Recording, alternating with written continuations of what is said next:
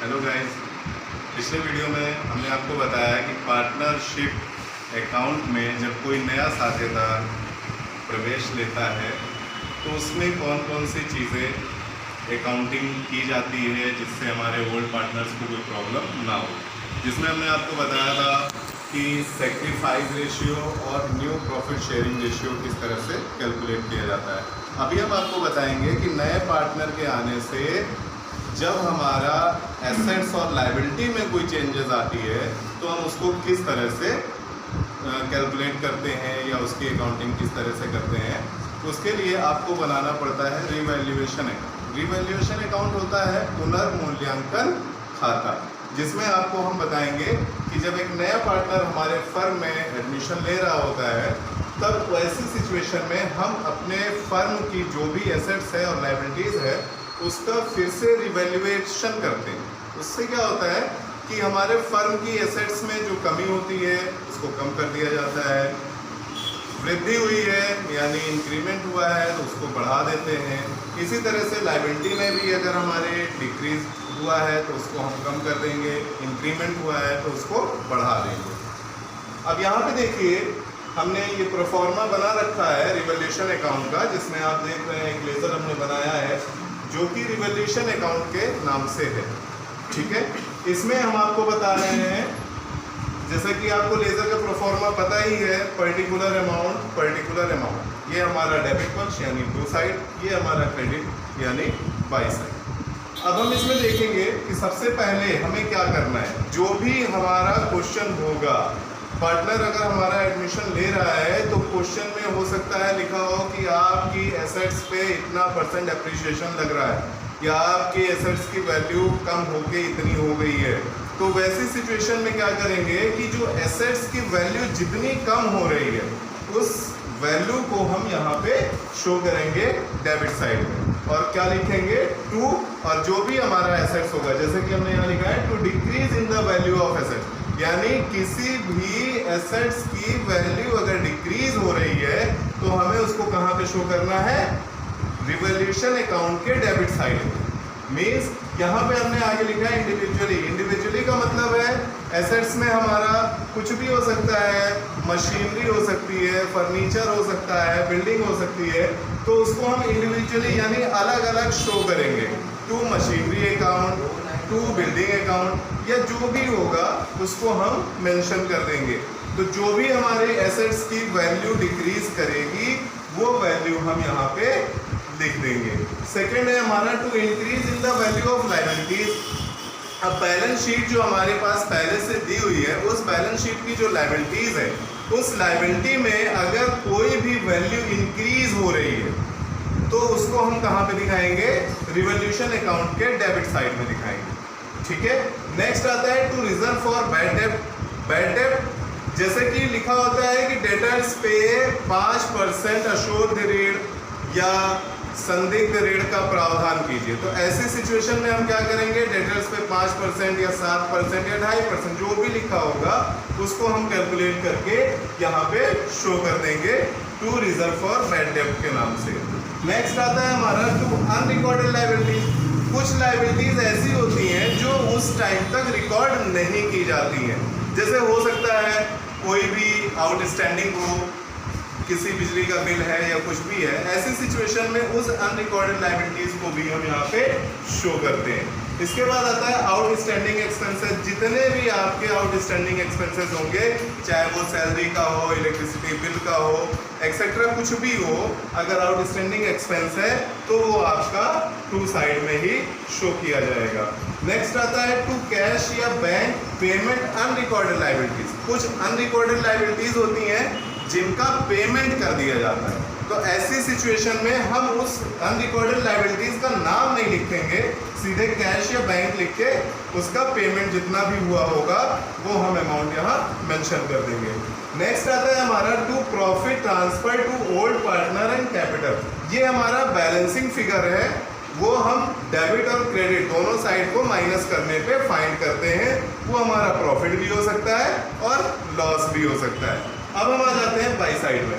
By side में है सबसे पहला है by increase in value of assets, अगर हमारे किसी एसेट्स की वैल्यू में इंक्रीमेंट हो रही है, वृद्धि हो रही है, तो वैसी सिचुएशन में हम क्या करेंगे, उसको रिवोल्यूशन अकाउंट के बाई साइड में जितनी वैल्यू बढ़ी है उस वैल्यू को हम यहाँ पे शो कर देंगे।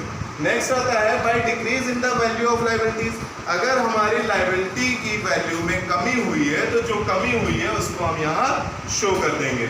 इसी तरह से बाय अनरिकॉर्डेड एसेट्स, कुछ होता है कभी कभी कुछ एसेट्स छूट जाते हैं जिसको रिकॉर्ड नहीं किया गया, जैसे किसी क्वेश्चन में आप देखोगे कि टाइपराइटर जो था उसको रिकॉर्ड नहीं किया गया, उसकी वैल्यू 5000 या 2000 जो भी हो, उसको हम क्या करेंगे यहाँ पे शो कर देंगे अगर ऐसे सिचुएशन में उसको रिकॉर्ड नहीं किया गया है पिछली बैलेंस शीट में। नेक्स्ट आता है प्रीपेड एक्सपेंस। प्रीपेड एक्सपेंस यानी पहले से जो पेड कर दिया गया है और उसका अभी हम जो सर्विस है वो हम ले रहे हो, तो वैसे सिचुएशन में भी हम उसको क्या करेंगे, यहाँ पे बाई साइड में शो कर देंगे। नेक्स्ट आता है कैश या बैंक। कुछ ऐसे एसेट्स होते हैं जो रिकॉर्ड नहीं किए होते और उनको सेल कर दिया जाता है, तो उसको सेल करने पे जो हमें कैश मिला है, चाहे वो चेक मिला है, तो उसको हम यहाँ पे शो कर देंगे। इसके बाद है reserve for discount on creditors.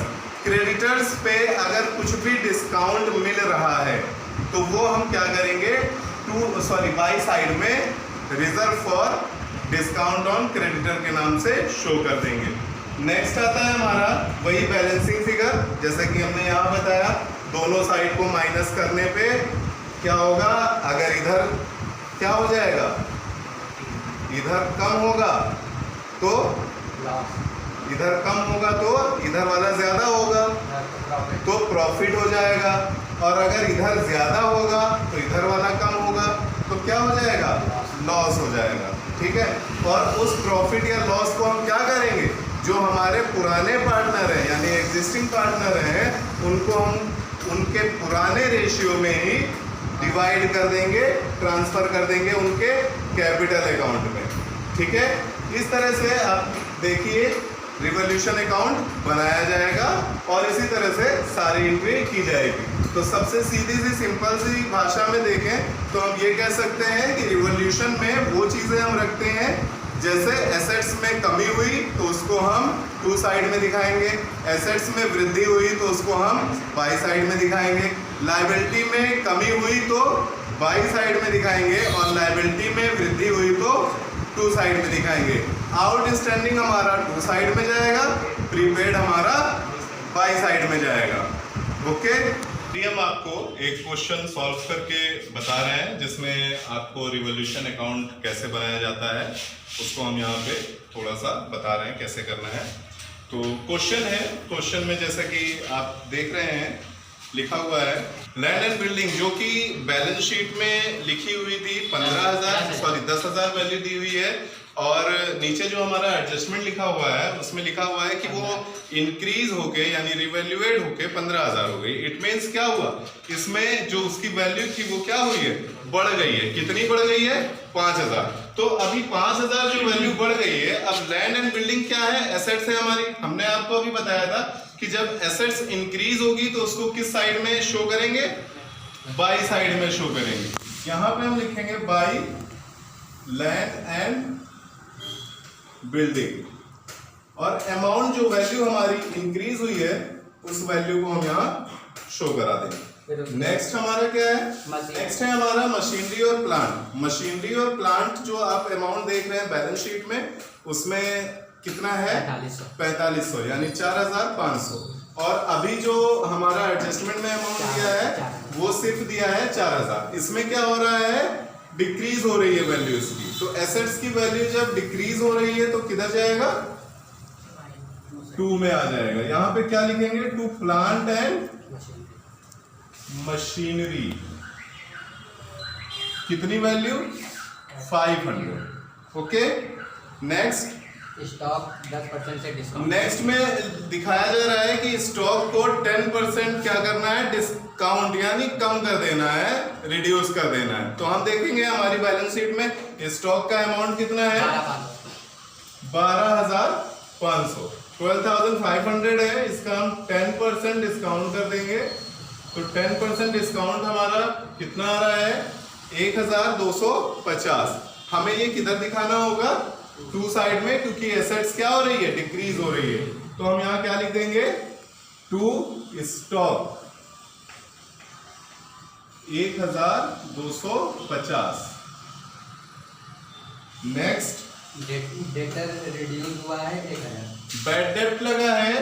Bad डेप्ट जो कि पहले से आप बैलेंस शीट में देख रहे हो कितना है, 1000।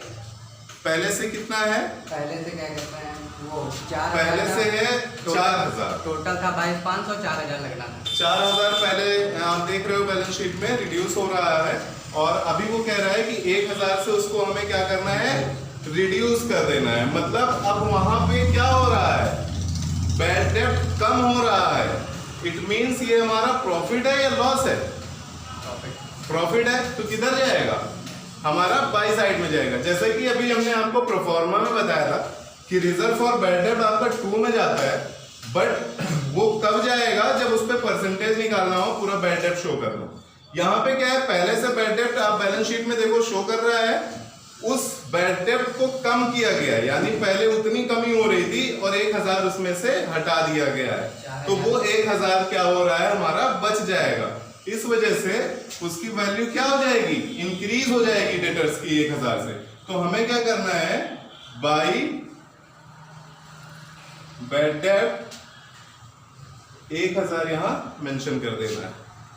नेक्स्ट है इन्वेस्टमेंट को बाजार मूल्य पर लाया गया है 3200 पे, ठीक है। हाँ। और पहले बैलेंस शीट में था 4250।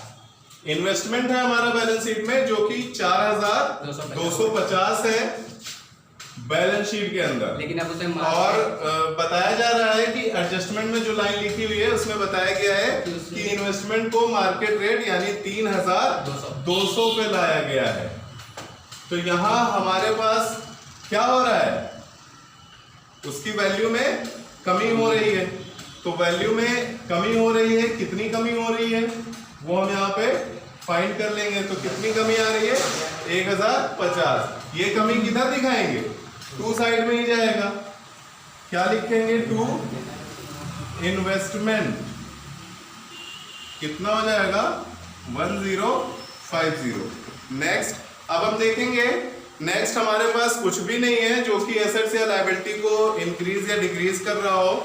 तो हमें क्या करना है, अब इसको टोटल कर लेना है। टोटल इस साइड भी करेंगे और इस साइड भी। तो इस साइड टोटल हमारा 5 और 1 6000 यानी 6000 हो जाएगा। और इस साइड में भी वैल्यू तो हमारी 6000 ही आएगी। इसको टोटल कर लें, कितना हो जाएगा,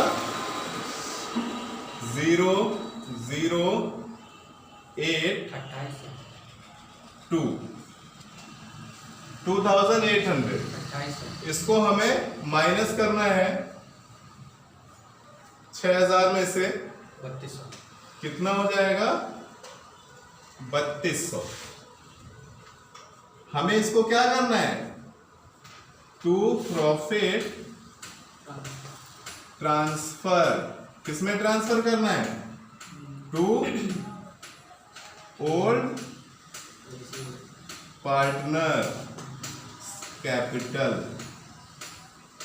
अब पार्टनर हमारे कौन कौन से हैं, ABC तीन है।